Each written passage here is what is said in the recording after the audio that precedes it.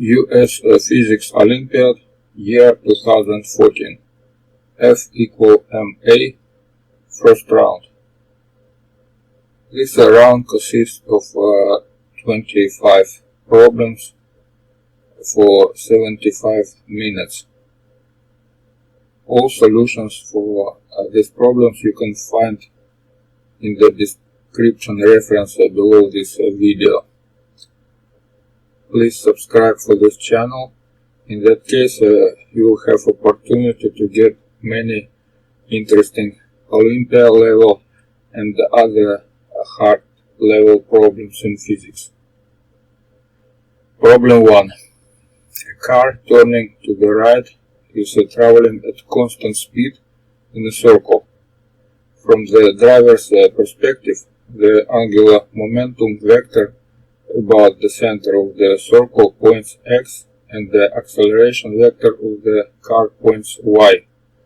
What is the direction of x and y? Solution. First, let's draw the picture. Let's say this is the trajectory of our car and the driver going clockwise with the velocity v. Now it's going up and the radius vector is going to the left and the centripetal acceleration going to the center. By definition, angular momentum equal this expression. That's a cross product of radius vector and momentum. Using right hand rule, we can find that direction for angular momentum is going down inside the page. So that's the answer. If we can see, correct answer is E. X is down and the Y is right.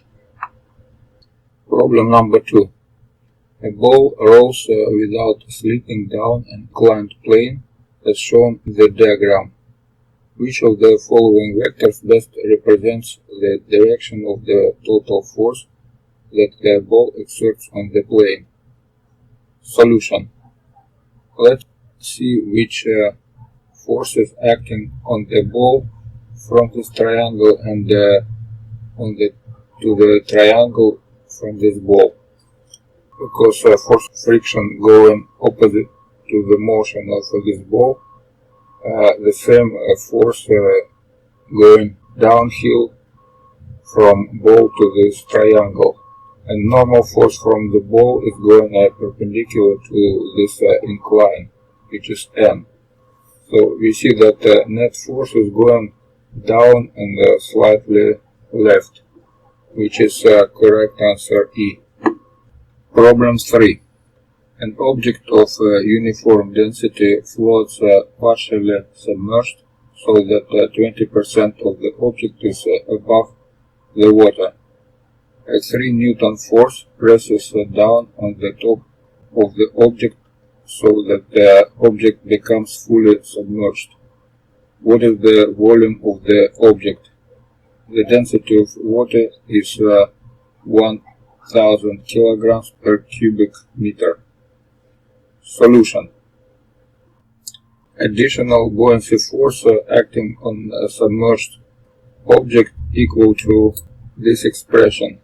From here we can find what is the volume.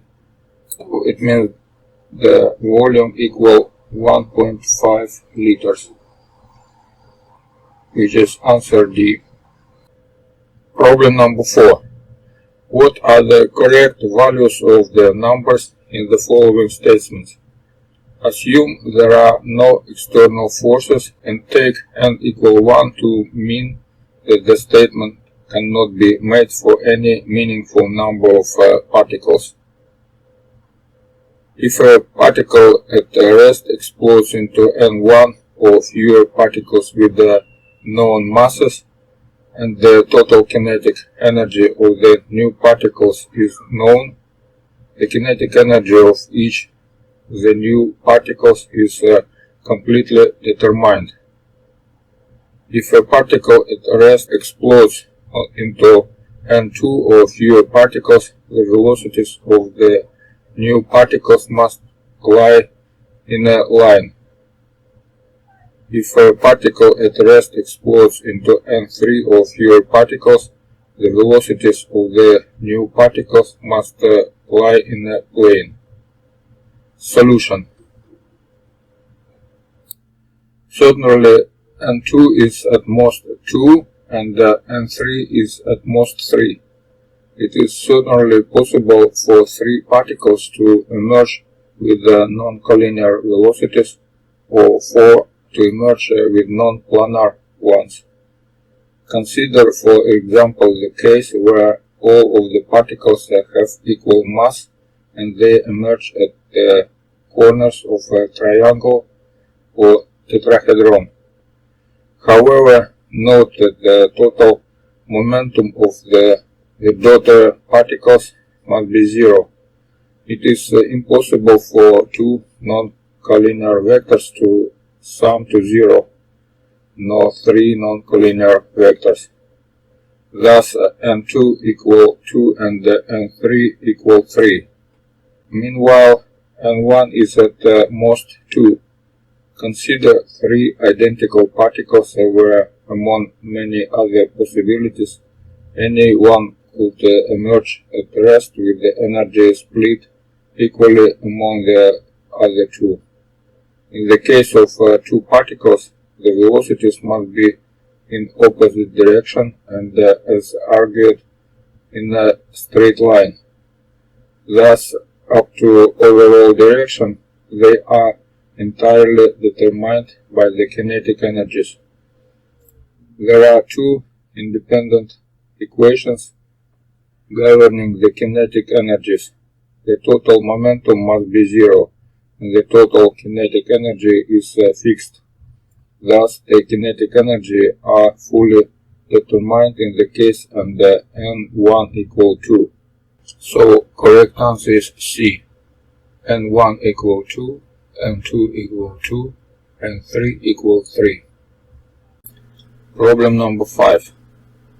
A unicyclist goes around a circular track at radius 30 meters at an amazingly fast constant speed of 10 meters per second. At what angle to the left or right of vertical must the unicyclist lean to avoid falling? Assume that the height of the unicyclist is much smaller than the radius of the track. Solution. Let's draw a free-body diagram. For this problem, it's better to use a rotational frame of reference in which this unicyclist is stationary. So we just need to solve the problem for static equilibrium.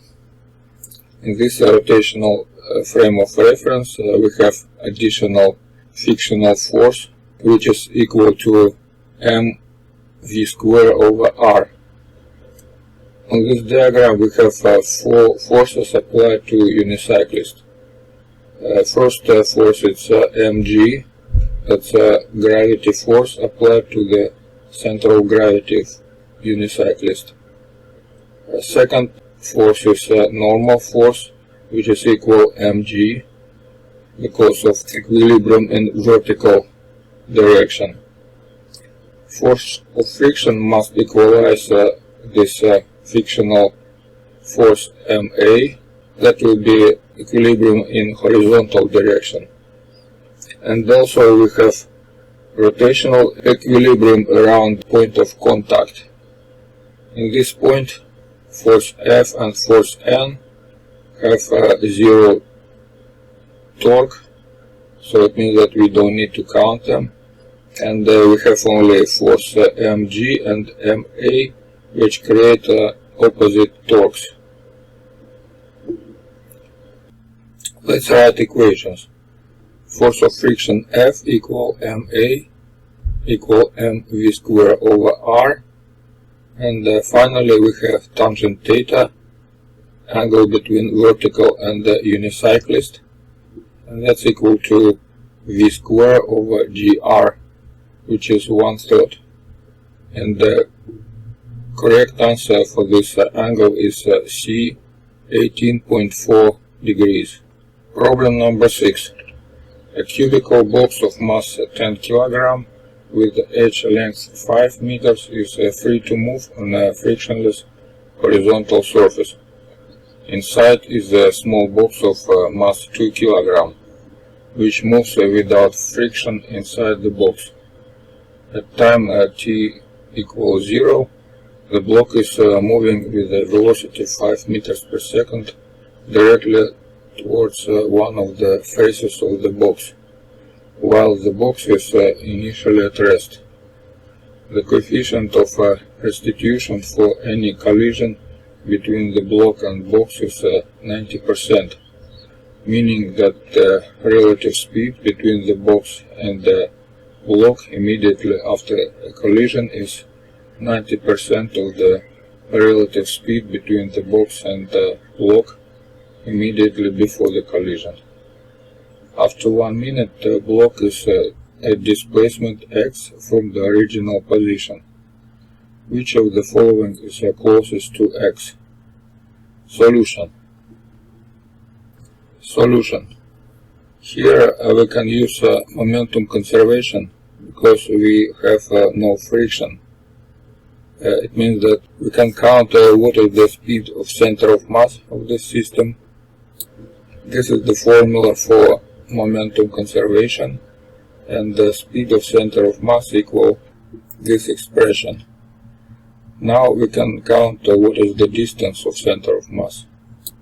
Distance covered by center of mass equal 50 meters, and we see that because size of this cubical box is just 5 meters, it means that our box not further than 2.5 meters from the position of center of mass. And if we look at the answers, we have closest position is B, 50 meters. Problem number 7. A 1 meter long stick with a uniform density is allowed to rotate about a point 30 centimeters from its end. The stick is perfectly balanced when 50 gram mass is placed on the stick 20 centimeters from the same end. What is the mass of the stick? Solution. Let's draw the picture for this case. Here we have stick with the length 1 meter and unknown mass. Here we have mass 50 gram placed 10 centimeters from the point of balance. And the center of gravity or center of mass of the stick is 20 centimeters from the point of balance. So here we have right equilibrium for torques. M big G L big equal M small G L small. And from here we can find what is mass of this stick. Finally, that will be 25 grams, which is answer C. Problem number 8. An object of mass m is hung on a vertical spring or spring constant K and is set into vertical oscillations. The period of this oscillation is T0. The spring is then cut in half and the same mass is attached, and the system is set up to oscillate on a frictionless inclined plane, making an angle theta to the horizontal. Determine the period of the oscillations on the inclined plane in terms of T0. Solution. We know that the period of oscillation for mass m on a spring with a constant K equal this expression. If we cut spring in half, we will increase spring constant twice. And if we put this system on incline, it will not affect period, it will just affect point of equilibrium. So it means that if we in this formula increase K twice, we decrease period by square root from 2, which is answer D. That's correct answer. Problem number 9. A 5 kg object undergoes a time varying force as shown in the graph below. If the velocity t equal 0 seconds is positive 1 meters per second, what is the velocity of the object at the time t equals 7 seconds? Solution. Here, because we have force depending on time, we can use equations for a change of momentum. It means that m delta v equal f delta t. And to find what is a total change of momentum, we just need to count what is the area under this graph. So total area is 4.5, which is area for this triangle, plus 8, which is area for this trapezoid, and total is 12.5. So it means that delta v equal 2.5 meters per second, and finally v equal 1 meters per second plus 2.5, which is 3.5. So correct answer is C, 3.5 meters per second. Problem number 10.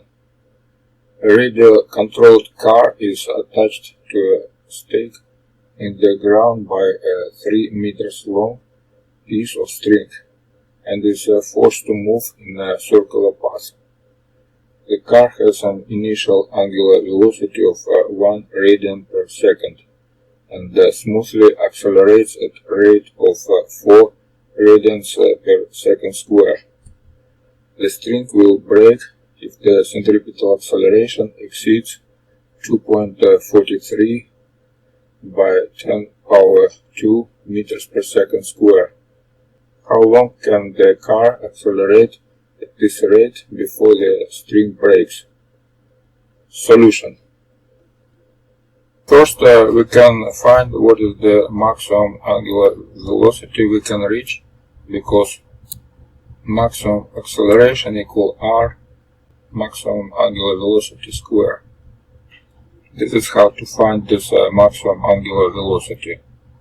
Next one is change of angular velocity. Change of angular velocity equal final angular velocity minus initial angular velocity. And the total time will be change of angular velocity over angular acceleration, which is this expression. And after, when we put numbers, we will get 2 seconds, which is answer E. Problem number 11. The point mass M is connected to an ideal spring on a horizontal frictionless surface. The mass is pulled a short distance and then released. Which of the following is the most correct plot of the kinetic energy as a function of potential energy? Solution. For such motion, we have energy conservation.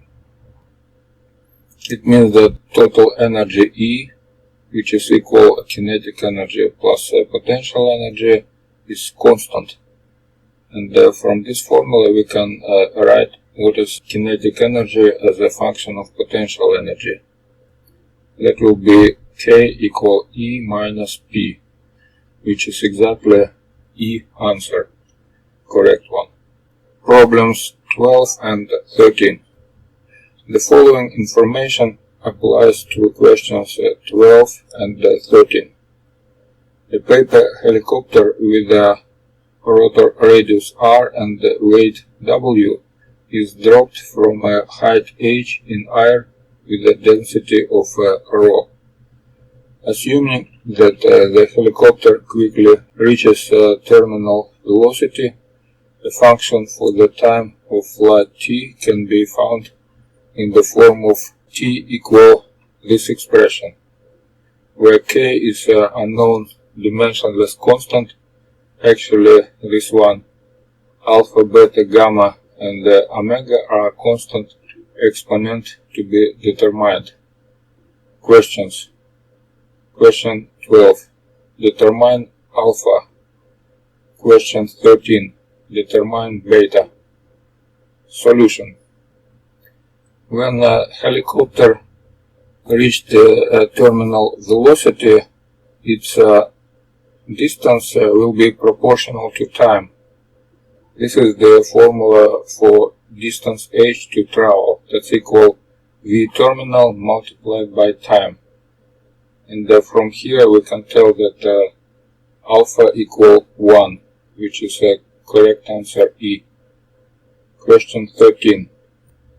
First, in this expression, only W has a dimension with a time, which is reverse time square.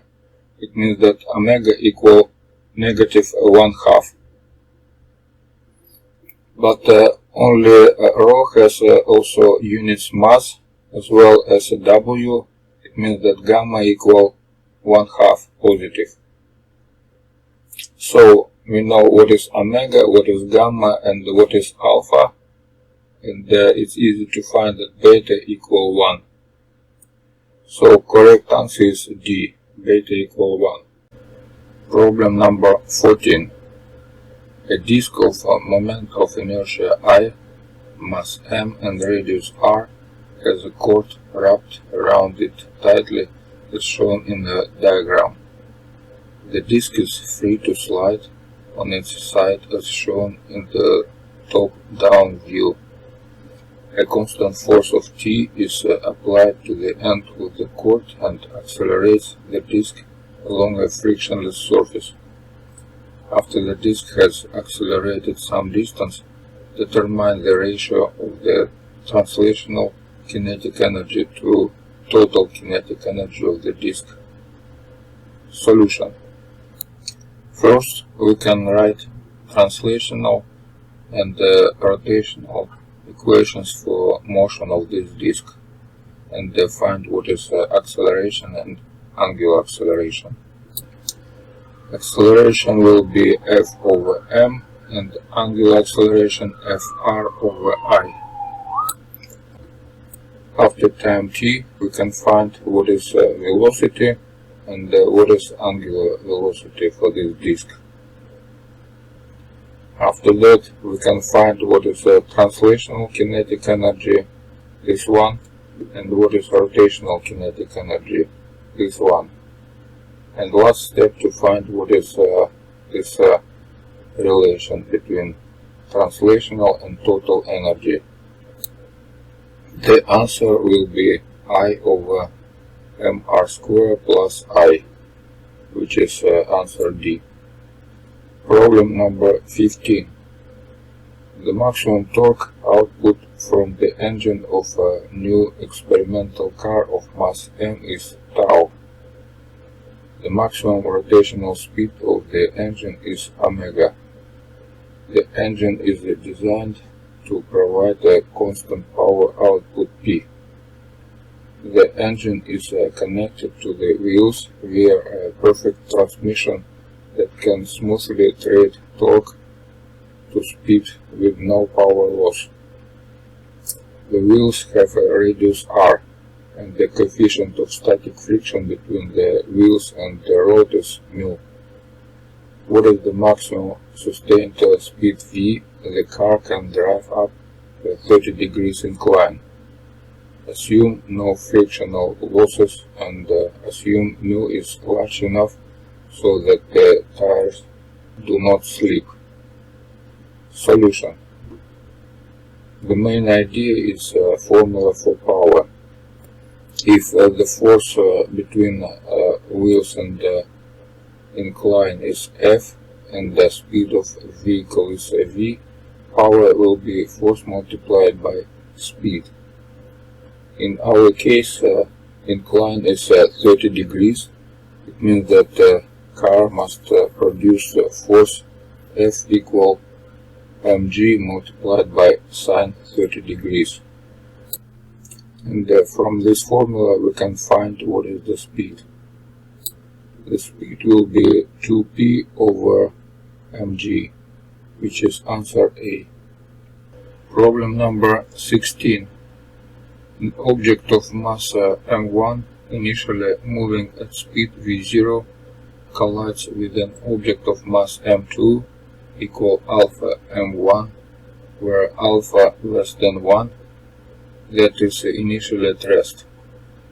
The collision could be completely elastic, completely inelastic, or partially inelastic. After the collision, the two objects move at speeds v1 and v2. Assume that the collision is one-dimensional and that object 1 cannot pass through object 2. After the collision, the speed ratio r1 equal v1 over v0 of object 1 is bounded by next inequalities. Solution. If we have absolutely elastic collision, we have energy conservation and momentum conservation, and these equations give us this relation r1, which is equal v1 over v0 equal 1 minus alpha over 1 plus alpha, and r2, which is v2 over v0 equal 2 over 1 plus alpha. In our case, object m1 more massive than object 2. It means that alpha less than 1 and the first object still moving in the same direction. In case of absolutely inelastic collision, this ratio must be v1 over v0, which is 1 over 1 plus alpha. Here we have momentum conservation, and both objects move together. It means that in case of absolutely elastic collision, the first object moving with the minimum speed, and in case of absolutely inelastic collision, this first object moving with the maximum possible speed. So from this conclusions we can find that correct inequations will be r1 between this one and this one, which is answer B. Problem number 17. A spherical cloud of dust in space has a uniform density ρ0 and a radius r0. The gravitational acceleration of free fall at the surface of the cloud due to the mass of the cloud is g0. A project occurs heat expansion that causes the cloud to suddenly grow to a radius 2r0 while maintaining a uniform but not constant density. The gravitational acceleration of free fall at a point r0 away from the center of the cloud due to the mass of the cloud is now next one. Solution. Here we can use just Newton's gravity law.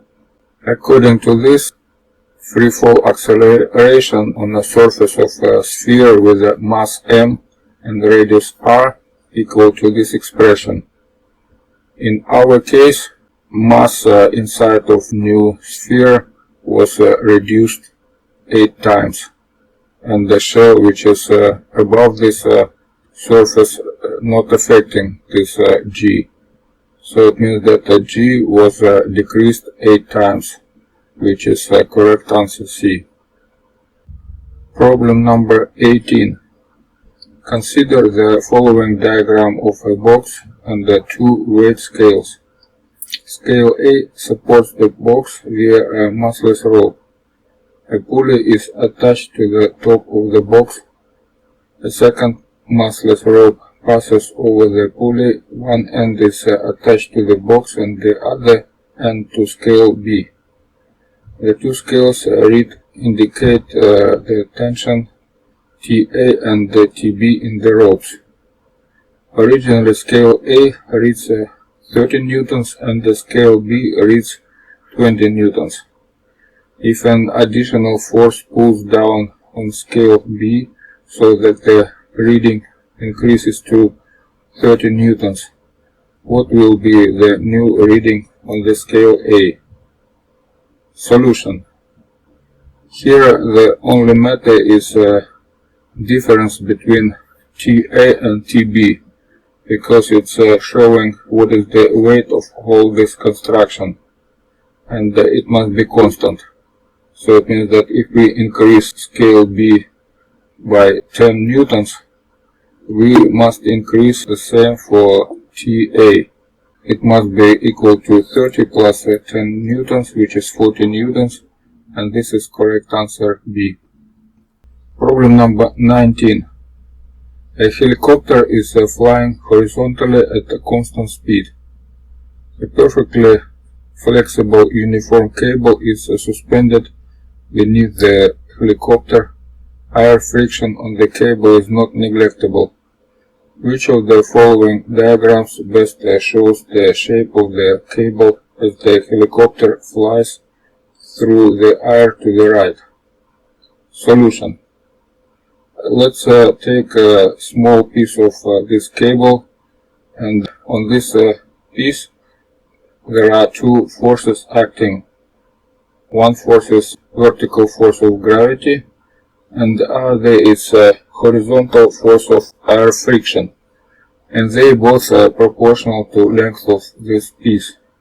It means that we have net force which is pointing down and left, and they are the same for any piece of this cable, proportional to length. It means that the line must be straight and pointing down and left, which is correct answer B. Problem number 20. A crew of scientists has built a new space station. The space station is shaped like a wheel of radius r, with essentially all its mass m at the rim. When the crew arrives, the station will be sent rotating at a rate that causes an object at the rim to have radial acceleration g, thereby simulating Earth's surface gravity. This is accomplished by two small rockets, each with a thrust T newtons, mounted on the station's rim. How long a time T does one need to fire the rockets to achieve the desired condition? Solution. First, let's write equation for needed acceleration of gravity. So finally we need to provide omega due to this equation. So that will be omega equals square root from g over r. From other side we can write equation for rotational motion. So we use two rockets with a thrust T newtons. So it means that we have equation I alpha equal to TR, where I is moment of inertia for this rim, alpha is angular acceleration, and R is radius. In our case, I equal mr square. It means that alpha equal to 2t over mr. And finally, omega must be equal alpha t. And now we can put for omega this expression and for alpha this expression. And we have this formula to find what is t. Finally, t equal this expression, square root from gr multiplied by m over 2t, which is answer B. Problem number 21. Two pulleys as shown in the figure are made of the same metal with density ρ. Pulley A is a uniform disc with radius r. Pulley B is identical except a circle of r over 2 is removed from the center. When two boxes m equal alpha m, where alpha greater than 1, are connected over the pulleys through a massless rope and move without slipping, what is the ratio between the accelerations in system A and B? The mass of pulley A is big M plus small m. Solution. Let's do common case.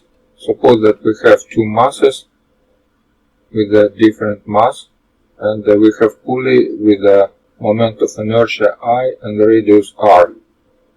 So for this system of two masses and pulley, we have three equations. Two equations for motion of small mass and big mass. Big mass equal alpha small m, and third equation is for rotational motion of our pulley. I, that's moment of inertia, beta is angular acceleration, and this is torque from these two forces. Suppose that I equal this expression. Here 1 plus alpha small m, that's total mass of this pulley. R is radius and gamma is coefficient, which is different for two cases, the solid pulley and the pulley with a hole. We will count them later. Because motion of this rope is without slipping, we have angular acceleration beta equal linear acceleration A over radius r. And now we can insert this I and beta to third equation for rotation. Instead of third equation, we have this equation. Now, to count what is acceleration, we need to add first equation, second equation, and this one last equation to cancel on all tensions. So finally we have this equation from which we can count what is acceleration. Finally, we have expression for acceleration in both cases, which depend only of gamma. And now we can write what is the relation between A and AB. For this relation, we have this expression, which is depend only of gamma for both pulleys. Let's count gamma for case A and gamma for case B. Let's say mass of pulley equal m. In that case, for solid disk, we have IA equal 1/2 mr square and gamma A equal 1/2. In case of a pulley with a hole, we have to subtract moment of inertia of this hole, which is was taken from this pulley from initial I. That will be this expression, where this number is just I for this taken part of pulley. Finally, we have gamma B equal 15 over 32. And after all calculations, we have a relation between acceleration is 47 over 48. Problem 22. A body of mass big M and a body of mass small m, much less than big M, are in circular orbits about their center of mass under the influence of their mutual gravitational attraction to each other. The distance between the bodies is r, which is much larger than the size of either body. A small amount of matter delta m, much less than small m, is removed from the body of mass small m and transferred to the body of mass big M. The transfer is done in such a way so that the orbits of the two bodies remain circular and remain separate by distance r. Which of the following statements is correct? Solution. Let's check statement A. the gravitational force between the two bodies increases. Let's count this force. This force equal to G small m multiplied by big M over R squared. In second case, when we remove small delta M from a small body added to big body, we have force F2, which is equal this expression. Now we just need to compare M and big M with this amount. So let's count what is this expression on the top. If we check this expression, we see that we have M multiplied by big M. That's the same as in previous force, but after that we have all negatives, because big M greater than small m, we have this expression, which is finally less than this expression. So it means that force F is greater than F2. That means that force F1 greater than F2, and statement A is not correct.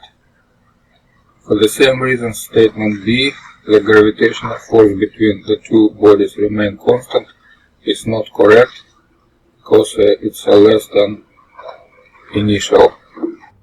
Let's check statement C. The total angular momentum of the system increases.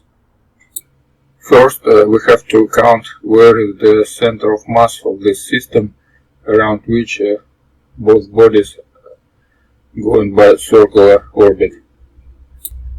So radius of the big body will be this one. And now we can count what is the speed of this body. We have a centripetal force, which is big M v square over r. That's equal to gravitational force between two bodies. And from here we can count what is v. And the speed of this big mass equal this expression. And the angular momentum for big mass equal big M v r. And after this insertions we have this expression. By symmetry we have angular momentum for small m equal this expression, and after all we have total angular momentum equal this expression. Here we have m plus m is constant, but we already found that small m multiplied by big M will decrease in case of removing delta M from a small mass to big mass. It means that either C or D are not correct, because angular momentum for system will decrease in any case. Let's check E. The period of the orbit of two bodies remains constant. We have a period equal to pi r over v. And now we can insert this expression here. After all, we can count what is period, and that will be this expression, which is constant when m small plus big M is constant. So it means that answer E is correct. Problems 23 and 24. The following information applies to questions 23 and 24. A 100 kg astronaut carries a launcher loaded with a 10 kg bowling ball. The launcher and the astronaut's spacesuit have negligible mass. The astronaut discovers that firing the launcher results in the ball moving away from her at a relative speed of 50 meters per second. Question 23. What is the impulse delivered to the astronaut when firing the launcher? Solution. Here we can use information for two facts.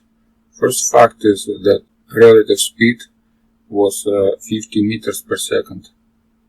And second fact is momentum conservation. Let's convert these facts to equations. Suppose that velocity of astronaut is going to the left and the velocity for bowling ball is going to the right, and both are positive. It means that we have two equations: delta V1, which is speed of astronaut, plus delta V2, which is speed of launcher, equal v, 50 meters per second. And also we have m1 delta v1 equal m2 delta v2, which is momentum conservation. And from these two equations we can find what is delta v1 and what is delta v2. We have delta v1 equal v multiplied by m2 over m1 plus m2, and delta v2 is symmetrical. And now we can count what is delta p, what is the impulse delivered to the astronaut or either launcher. This is the result for delta p. That's equal v multiplied by m1 m2 over m1 plus m2, which is 455 Newton by second. That's the answer A. Question 24. The astronaut in the previous situation is now moving at 10 meters per second as measured in a certain frame of reference. She wishes to fire the launcher so that her velocity turns through as large angle as possible in this frame of reference. What is this maximum angle? Hint: a diagram may be useful. Solution: let's draw the diagram.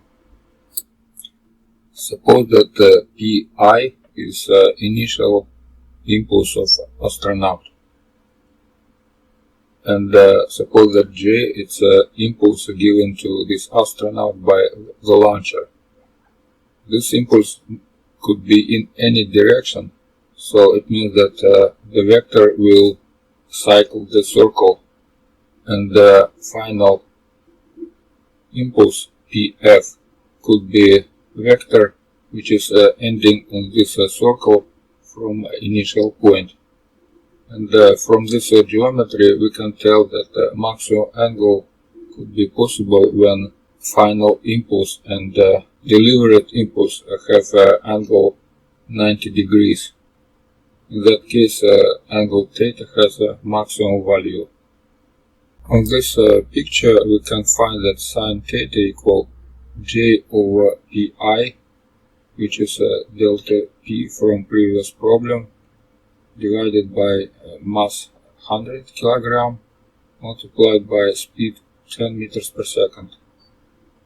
So finally we have sine theta equal 0.455 or theta equal around 30.0 degrees, which is correct answer D. Problem number 25. A block with mass m is released from rest at the top of a frictionless ramp. The block starts at a height h1 above the base of the ramp, slides down the ramp and then up a second ramp. The coefficient of kinetic friction between the block and the second ramp is nil. If both ramps make an angle of theta with the horizontal, to what height h2 above the base of the second ramp will the block rise? Solution. Let's draw the picture. To solve this problem we can use work energy theorem.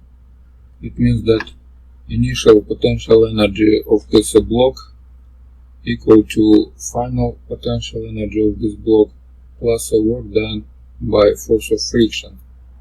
And because first ramp is frictionless, so we can use just work done on the second ramp.